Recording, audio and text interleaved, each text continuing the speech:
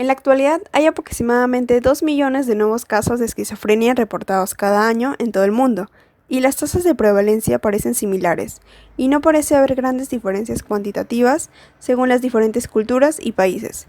Por ello se tiene hoy en día una prevalencia estimada entre el 0,2 y el 2% de la población. Según la OMS, la esquizofrenia se encuentra entre las 10 enfermedades más discapacitantes en las personas de edades comprendidas entre los 15 y los 44 años. Y todos estos problemas se mezclan con la estigmatización y la discriminación asociadas a la enfermedad, que a menudo obstaculizan la prestación de un tratamiento eficaz y la reintegración en la sociedad. La esquizofrenia produce potencialmente una serie de alteraciones en la vida cotidiana y los procesos de desarrollo y progreso de los pacientes y sus familias. El término de esquizofrenia fue inicialmente catalogado como demencia precoz a mediados del siglo XIX por Benedict Morel para describir un trastorno mental que afectaba a adolescentes y adultos jóvenes y que con el tiempo evolucionaba a un deterioro del funcionamiento mental y a la incapacidad del sujeto. Pero es hasta 1908 que Eugen Bleuler acuña el nombre usando el plural esquizofrenias para referirse a esta patología. Definición de esquizofrenia. La esquizofrenia es la enfermedad mental más devastadora y reacia al tratamiento, pues sus síntomas positivos y negativos pueden ser atenuados con antipsicóticos. Sin embargo, los síntomas cognitivos son crónicos y persistentes, incluso cuando no hay brotes psicóticos. Acerca de los síntomas tenemos 3 tipos de síntomas: síntomas positivos o psicóticos, negativos o no psicóticos y síntomas cognitivos. Entre las características de los síntomas positivos tenemos al brote psicótico, que es la pérdida del contacto con la realidad. Luego tenemos los delirios, que son las creencias aberrantes, por ejemplo, creer que le quieren hacer daño, y las alucinaciones auditivas. Y también se encuentra lo que es el pensamiento ilógico, que le genera expresiones incoherentes. Luego, continuando, tenemos a los síntomas negativos, y entre sus características tenemos lo que es una apatía, abulia, aislamiento, pobreza de expresión, falta de iniciativa, embotamiento afectivo, pérdida de la capacidad de sentir y expresar emociones. Y por último tenemos a los síntomas cognitivos, donde podemos encontrar alteraciones de atención sostenida y selectiva, trastornos en funciones ejecutivas, es decir, una incapacidad de planificar acciones y llevarlas a cabo, y una desintegración de la memoria operativa, impidiendo sus funciones coordinadas para el razonamiento, comprensión y aprendizaje. Entre las características que contiene la esquizofrenia tenemos al deterioro del pensamiento y la atención. Delirios, es decir, se conciben ideas falsas. Por ejemplo, cree firmemente que todo el mundo desea hacerle daño. También se presentan alucinaciones, donde la persona oye voces y ve cosas que no existen.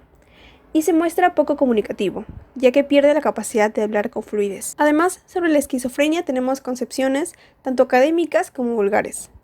La conceptualización vulgar de los trastornos mentales nos dice que se modula según la presencia de una conducta agresiva, un habla incoherente y una conducta extravagante, lo cual se convierte en la extensión de lo que comúnmente se conoce como locura.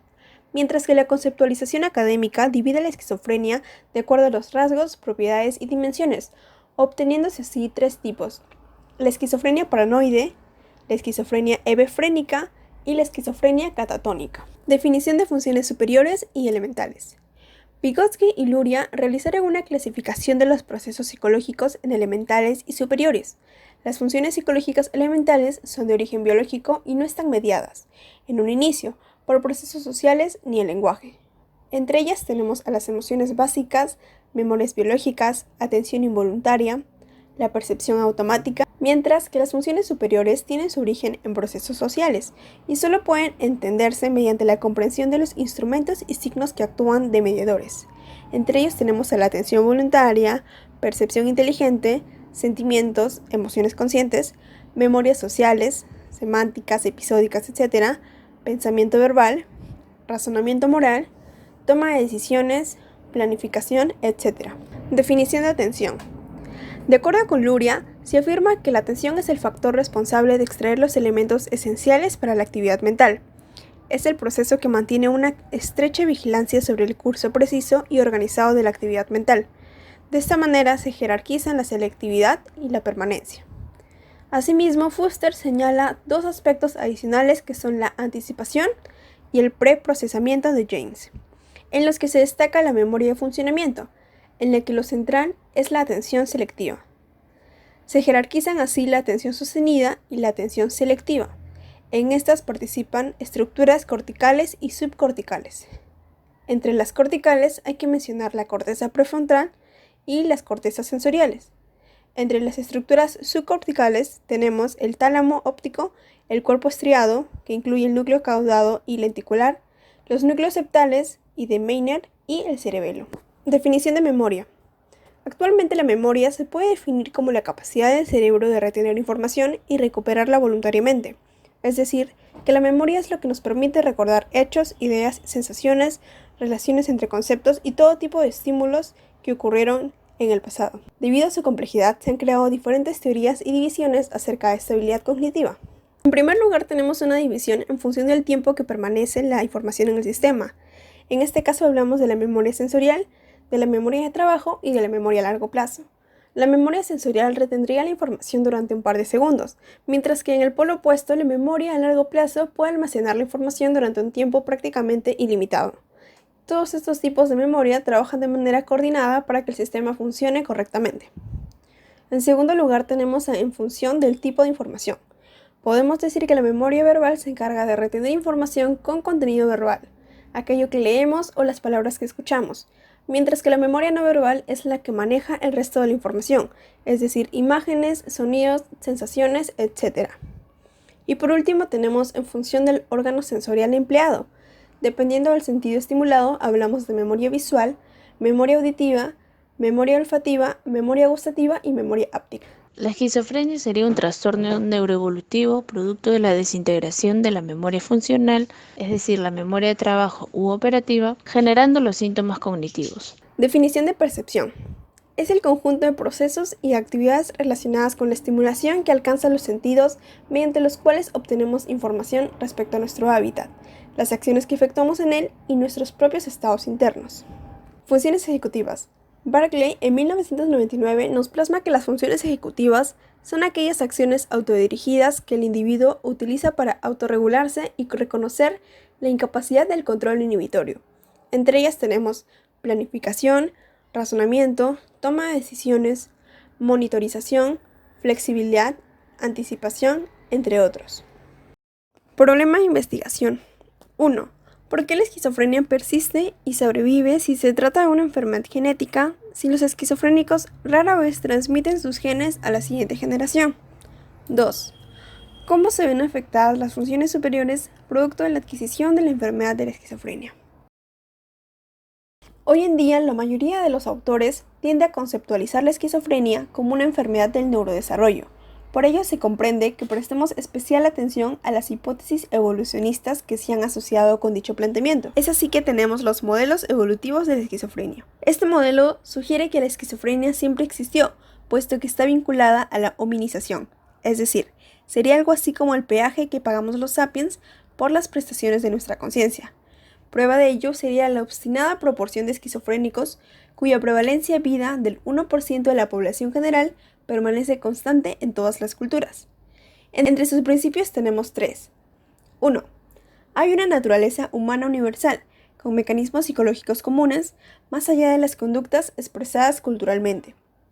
2. Estos mecanismos psicológicos son adaptaciones desarrolladas por los mecanismos de selección natural. Y 3. Las adaptaciones que contribuyen a la formación de los mecanismos de la mente humana se establecen en el Pleistoceno, entre 2 millones a 100.000 años, y no en circunstancias modernas. Para los psiquiatras evolucionistas, la esquizofrenia estaría relacionada con la adquisición del lenguaje y las capacidades de abstracción-razón, por lo que al principio la búsqueda de genes candidatos se limitó a los genes relacionados con la adquisición del lenguaje, aunque a la larga la investigación se amplió a otros genes, llegando incluso al cromosoma X, que es donde se suponía Crowe que estaba la clave del misterio. Continuando con Timothy Crowe, conocido por señalar que la esquizofrenia es el precio del Homo sapiens por el lenguaje, es un autor que propuso una hipótesis según la cual el cambio genético que posibilitó la adquisición del lenguaje, es decir, la capacidad más específicamente humana y permitió el desarrollo independiente de ambos hemisferios, está vinculada con los síntomas nucleares de la esquizofrenia.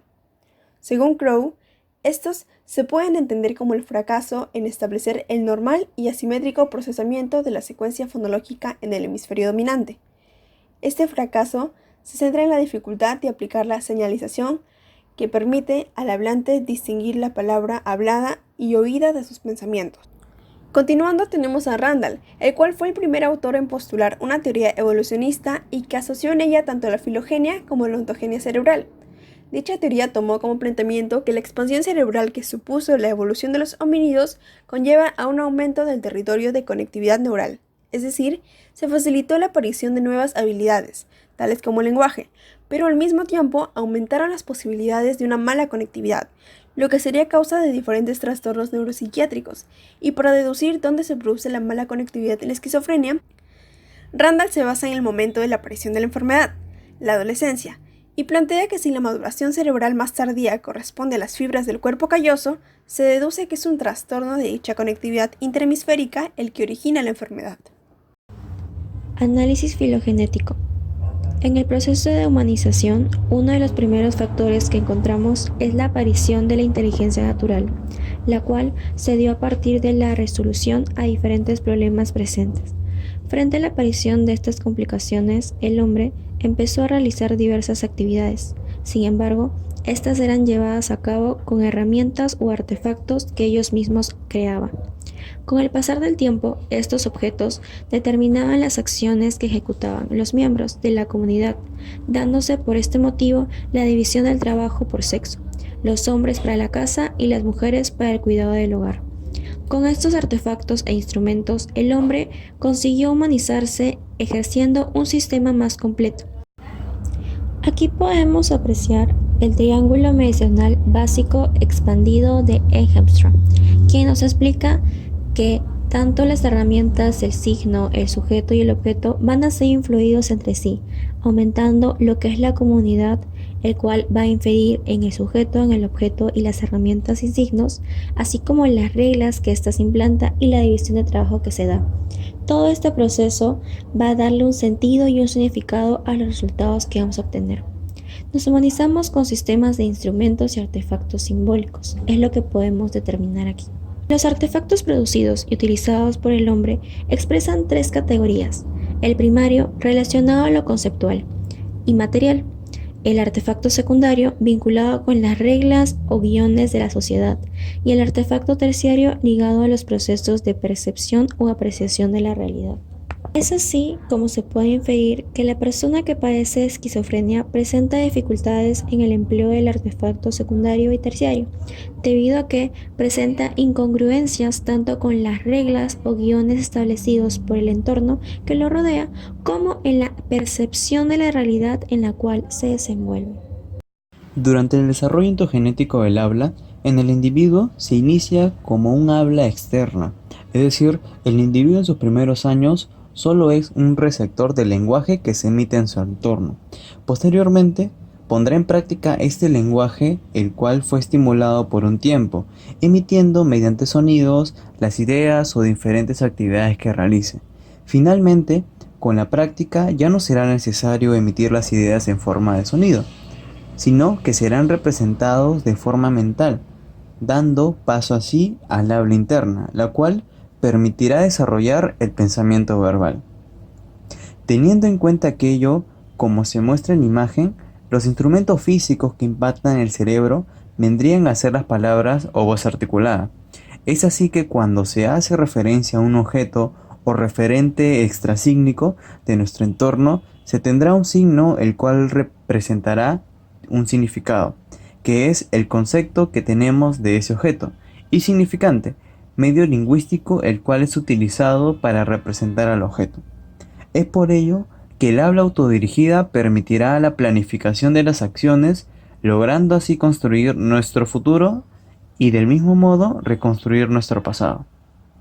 Con lo presentado podemos inferir que la persona que padece de esquizofrenia presenta una falla en el reconocimiento y estructuración de su habla interna, expresándose en el desconocimiento de las voces que escucha internamente y en el nulo control que posee de estas. A nivel microgenético, existe bastante evidencia neurocientífica de que el razonamiento y los sentimientos son productos de la evaluación cognitiva que ejecuta el sistema cerebral denominado memoria operativa. Eso significa que no hay razonamiento sin emociones ni emociones sin razonamiento. Según Crow, en el año 2000, el lenguaje es el fenotipo que permite la persistencia de los síntomas positivos de la esquizofrenia. Por ejemplo, en las alucinaciones verbales auditivas, más conocidas como ABA, el paciente escucha voces imaginarias y la interpreta como voces reales. Por otra parte, podemos decir también que el lenguaje genera asimetrías cerebrales. Esto es, por ejemplo, la simetría del hemisferio derecho, que posee mayor masa que el hemisferio izquierdo. Por lo tanto, tiene papeles distintos. Lev Vygotsky, especialista en esquizofrenia, concluyó lo siguiente: que a nivel microgenético, el esquizofrénico sufre una desintegración intrafuncional entre el pensamiento y el lenguaje. Con la prueba de formación de conceptos artificiales, concluyó que la persona normal, con ayuda del lenguaje, logra descubrir el principio de formación de conceptos artificiales al segundo o tercer ensayo. En cambio, el esquizofrénico nunca logra usar las sílabas sin sentido para razonar. Esto evidencia la desintegración intrafuncional entre pensamiento y el lenguaje. De manera complementaria a esta teoría, en estudios de la esquizofrenia se ha detectado que a medida que avanza y se presenta esta enfermedad, la memoria declarativa, funciones de ejecución, así como la atención sostenida son procesos que se van deteriorando en los pacientes. Esto inicia con referencias de los autores Maslow y Bleuler, quienes indicaron que los pacientes con esquizofrenia presentaban trastornos cognitivos.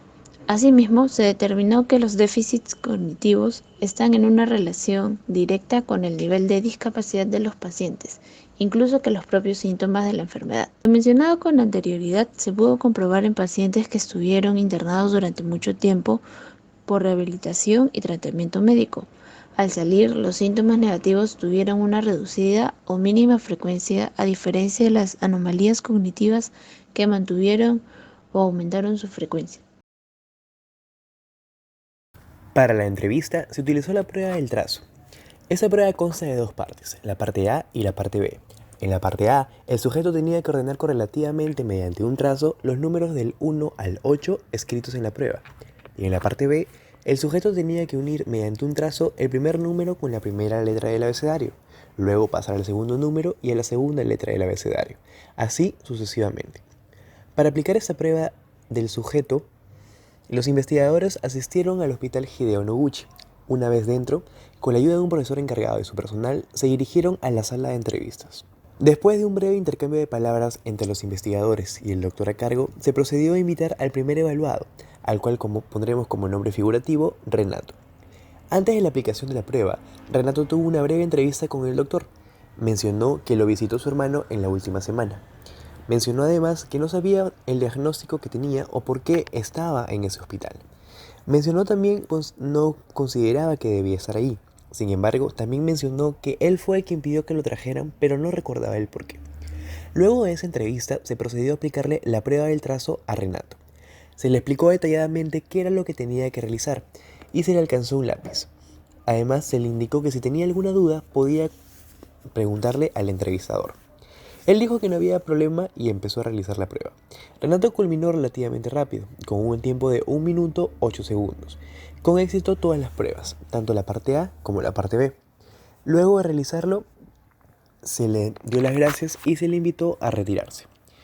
Luego de la entrevista con el sujeto, el doctor le dijo a los investigadores que él poseía un menor grado de esquizofrenia.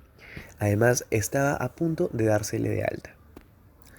Luego de esto se procedió a llamar al segundo participante, al cual también le pondremos como nombre figurativo Brian. Antes de aplicarle la prueba a Brian, el doctor tuvo también un intercambio de palabras con él. Brian manifestó sentirse intranquilo últimamente y que le preocupaban mucho las cosas que sucedían a su alrededor. El doctor le preguntó qué es lo que más le preocupaba. Él mencionó que no sabía si decir lo que las voces le mencionaban en su cabeza.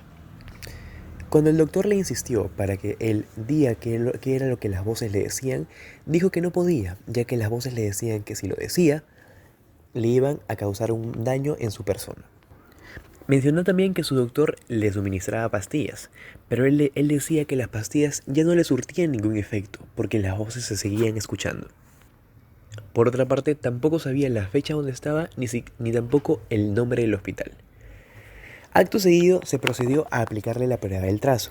Sin embargo, Brian no pudo pasar más allá de la primera parte, la parte A, ya que solamente llegó a alcanzar hasta el número 3 y luego con los números continuos se equivocaba constantemente, no logrando un orden correlativo esperado. Antes de explicarle la parte B, se le preguntó si conocía el abecedario, a lo que él mencionó que no, lo cual se evidenció al realizar la prueba, ya que no pudo completar más allá del segundo ítem. En el desarrollo de la entrevista se evidenció una diferencia entre el sujeto número 1 y el sujeto número 2, en relación a la ubicación espacio-temporal, alucinaciones verbales auditivas y conocimiento del motivo de residencia, siendo todos estos síntomas de la enfermedad. Estos resultados avalan lo planteado por los autores Mazelon y Bleuler, puesto que se observa una relación directa entre los déficits cognitivos y la gravedad de los síntomas. Durante el transcurso de la prueba, tanto el sujeto número 1 como el sujeto número 2 presentaban un deterioro en su atención sostenida, dado que en su elaboración del test se apreciaba que ésta era desorientada, manifestándose con mayor intensidad en el segundo sujeto. Este hallazgo se respalda por lo planteado en el autor Barrera, quien nos menciona que este proceso se va deteriorando a la medida que se incrementa la gravedad de la enfermedad. Durante el desarrollo del test, se evidenció una diferencia entre la actividad del paciente 1 y 2, siendo el primero quien cumplió la actividad de secuenciación de letras, en cambio el segundo no pudo realizarlo. Desde una perspectiva microgenética, este suceso refuerza las hipótesis planteadas por Vygotsky sobre la existencia de una desintegración entre el pensamiento y el lenguaje, lo cual impediría la realización de una actividad en la cual esté involucrada el lenguaje. Asimismo, durante la realización de la prueba, el sujeto número 2 presentó complicaciones al momento de seguir las indicaciones planteadas con anterioridad, debido al déficit sintáctico que presentaba, el cual se realizaba con la presencia del ABA en dicho paciente. Este hecho corrobora la afirmación de Crowe, quien indicaba que el ABA era el producto de un déficit sintáctico.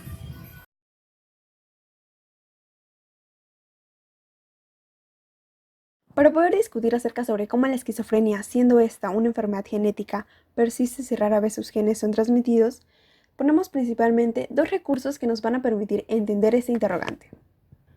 La primera está muy relacionada al principio que manejan las teorías evolucionistas, las cuales señalan que la esquizofrenia existe producto de la hominización. Aquí tenemos autores como San Juan Arias, de la Universidad de Valencia en España, el cual indicaba que la esquizofrenia es un trastorno del lenguaje y pensamiento, calificándolo finalmente como psicosis crónica. Situación similar ocurre con el ya mencionado autor Crowe, el cual señala al lenguaje como un factor decisivo para la permanencia de la esquizofrenia. Existen otros autores como Julian Huxley, quienes han supuesto que quizá la supervivencia de los genes de la esquizofrenia, a pesar de resultar desventajosos, se haya producido porque favorecen otra cosa ajeno a la enfermedad misma. Un segundo punto de vista nos plantea que se puede explicar según el riesgo de padecer la enfermedad según la paréntesis próxima. Muestra de ello se tiene este gráfico en el cual se puede observar que la esquizofrenia, a pesar de ser una enfermedad con evidente carga genética, la concordancia entre gemelos univitelinos es muy baja, lo que señala en la dirección de que la genética por sí misma no puede explicar del todo la enfermedad, aunque quizás sí algún rasgo compartido por todos los psicóticos. Esto último terminaría apoyando las concepciones evolucionistas. Se puede concluir entonces que de acuerdo con la teoría evolucionista dada por Timothy Crowe, el cual manifestaba que la esquizofrenia siempre se mantendrá presente debido a que existe un vínculo relacionado con la hominización, es decir, que los sapiens estaríamos pagando por las prestaciones de nuestra conciencia. Resultado de ellos tenemos una constante prevalencia vida del 1% de la población general en todas las culturas. Además, Crowe agregó que el lenguaje es el fenotipo que permite la persistencia de los síntomas positivos de la esquizofrenia. Muestra de ello tenemos a las alucinaciones verbales auditivas, donde el paciente escucha voces imaginarias y las interpreta como voces reales. Crowe, apoyándose en la comparación de neuroimágenes, de procesamiento lingüístico sano y esquizofrénico, planteó la hipótesis de que las alucinaciones verbales auditivas son producto de un déficit sintáctico, y esta sería una forma antigua de procesamiento neural sintáctico, por lo tanto, el lenguaje termina generando asimetrías cerebrales.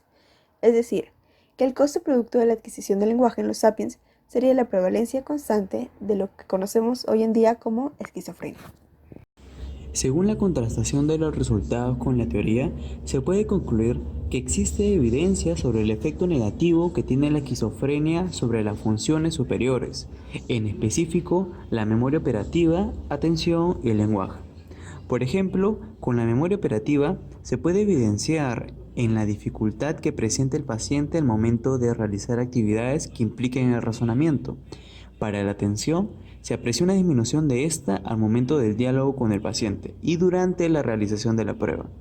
Por último, el lenguaje se vio afectado debido a la presencia del LABA.